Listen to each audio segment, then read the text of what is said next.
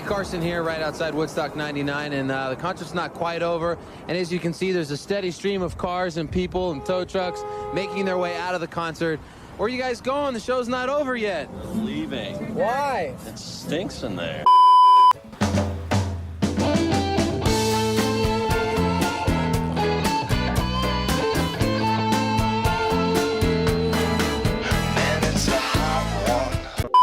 Always in the job, it's such a vibrant thing, a vibrant thing. And even though we both fly, give each other space and not the evil eye. Hello. Welcome to another episode of a musical deep dive where I take you back in time to a specific year in music history and we just talk about what exactly made it so significant. I am your host, Jake Williams. Sorry, I don't have a funny add-on to my name. And today we're taking you back to the year that preceded the current millennium. While everybody was so fearful about what would happen with Y2K, we were jamming out to boy bands, new metal, and if we went to Woodstock 99, there is a good chance we were part of a very violent aftermath. So without further ado, let's take you back to the year 1999. There were a lot of fads that were in place during this time, one of which was boy bands, and if you turn on any radio station, they were pretty much inescapable, which is no surprise why Millennium by the Backstreet Boys was the number one album of 1999. AJ McLean, Kevin Richardson, Nick Carter, Howie Dorough, and Brian Luttrell make up this Orlando-based boy band.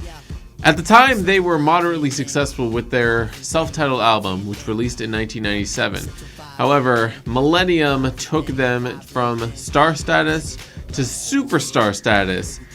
This was done especially with tracks such as I Want It That Way and Larger Than Life. I want it that way. Tell me why ain't nothing but a party. Tell me why ain't nothing but a mistake. Tell me why I never wanna hear you say I want it that way. Not only was it the number one album of 1999, it was also the best-selling album of that same year. And quickly, it became one of the biggest selling albums of all time, selling 22 million units to date. One of the other reasons that this album and its singles were so successful was because of a man by the name of Max Martin, who would go on to write some of the most iconic pop songs of the current millennium. This was one of his earliest works, and his writing credit on the song I Want It That Way scored him his first of 22 Grammy nominations. So as I mentioned, Max Martin would eventually go on to write some of the most iconic pop songs of the current day, but he also wrote for somebody else who was equally as iconic at the time. I'm talking about Britney Spears.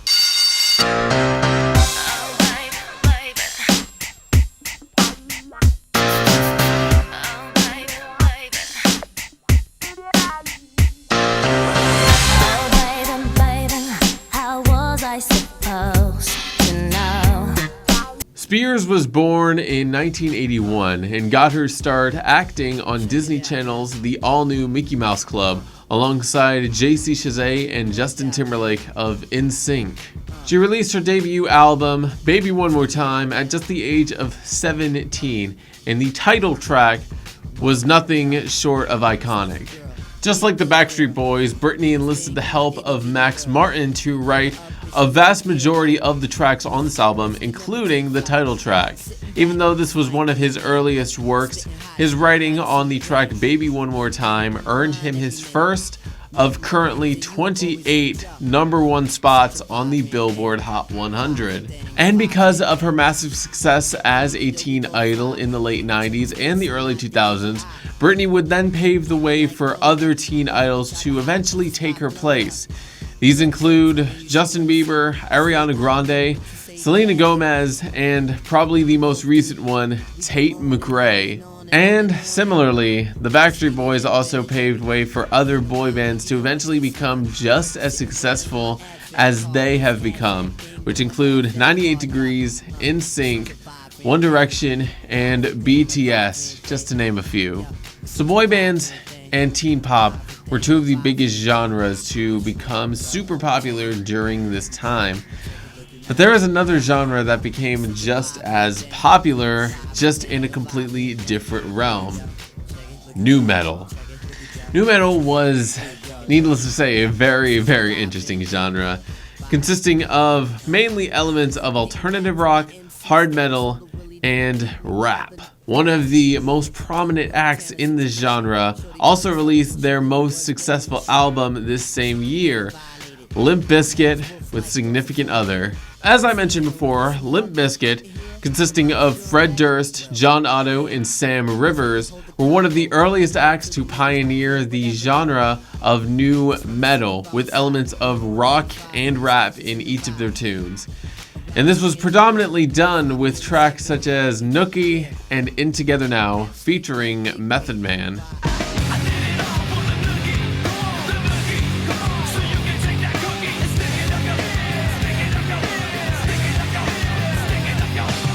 Choked up by the smoke and the charcoal.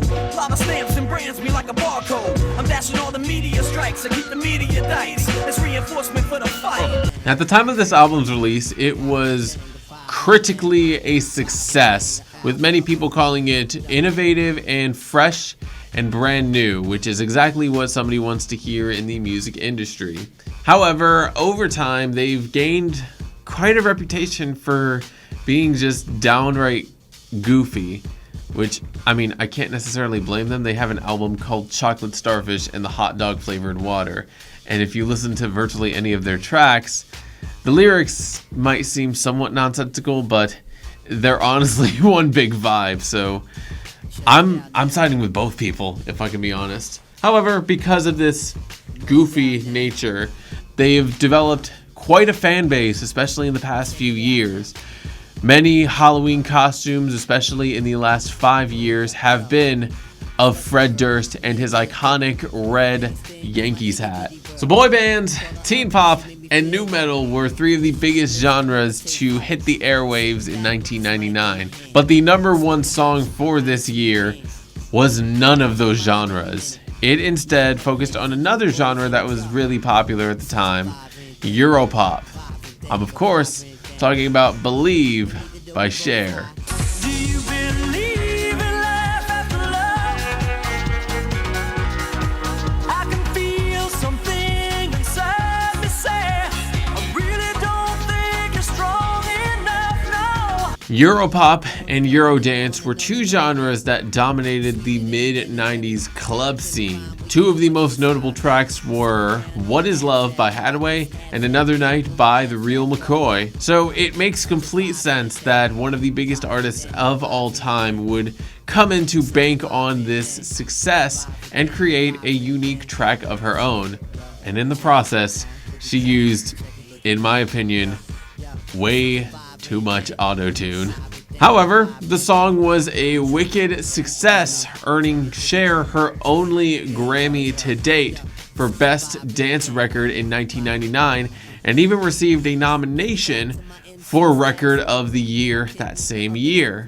So now we've talked about all of the iconic albums and all of the iconic songs that released this year. So now it's time to talk about one of the most iconic, for better or for worse, events of 1999 in the music world. Woodstock 99.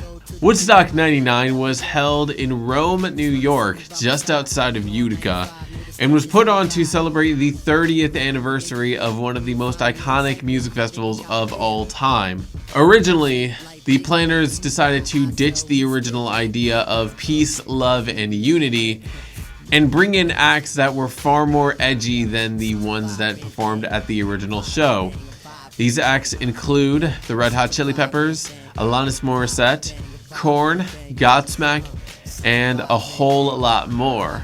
This quickly became one of the most chaotic and disorderly events in music history. And to be completely honest, I thought Astroworld was chaotic. I'm just going to give you a rundown of some of the chaotic events that took place during this festival. The first night was completely fine. Just a typical music festival.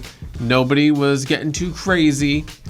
And then the second night, Friday, July 23rd, happened. One of the performers, DMX, brought a popular actress, Rosie Perez, onto the stage during one of his songs. And the audience, which mainly consisted of men, were frequently shouting at her to show her breasts. Understandably so, she was visibly annoyed and incredibly uncomfortable. During the same set, DMX performed one of his most iconic songs, which frequently uses the N-word. And just like the audience being mainly men, the audience was also mainly white men. And during this particular song, DMX asked them to chant out the N-word with him. People who were not attending this particular set were very visibly confused and understandably a little outraged. Sheryl Crow also went on to perform after DMX, and wouldn't you know, the same chants from the same audience members for her to show her breasts returned. The Offspring were also performing on this particular day. During their performance, they also brought out 5 dummies with the heads of the members of the Backstreet Boys on them. And during one of their songs, they were frequently bashing the dummies and essentially making it look like they were beating them up. And during all of this, the crowd was encouraged to join Dexter Holland in beating up the Backstreet Boy dummies. This particular event was probably the least chaotic, as it does play into the machismo attitude that many rock stars and punk rockers had at the time. The only issue was that much of this festival was being broadcast on MTV, and MTV likely would not receive that much praise for showcasing a band who is actively dissing on one of their most popular and successful artists. Now, let's talk about the event that everybody remembers. Limp Bizkit's performance. The majority of the destruction from this event took place during the performance of Break Stuff. And wouldn't you know, the audience broke stuff. Right after the bridge and right before the breakdown of the song, Fred Durst was on stage essentially encouraging the audience members to just go as ham as they possibly could. This resulted in a lot of physical harm and physical violence, particularly people in the mosh pit simply just punching each other, and people who are crowd surfing being dropped, and people who are just in the crowd being crushed by other people in the crowd. On top of that, people were ripping the plywood off of the perimeter fence and using that as a method of crowd surfing. At one point, people encouraged Fred Durst to jump on one of the pieces of plywood and crowd surf with them, basically. Obviously, many people were sent to the hospital shortly after this event took place. And over time, and even still to this day, people largely blamed Limp Bizkit for the events that took place during this time. However, it took a while for Fred Durst and anybody else from Limp Bizkit to basically hold themselves accountable. They instead blamed the festival coordinators for the poor conditions of the overall festival. At many rock shows, especially heavier rock shows that you might attend to today, there is a rule that is frequently spoken or sometimes unspoken, because many people just assume that this is common knowledge, that if you see somebody on the ground, you gotta pick them up and help them up.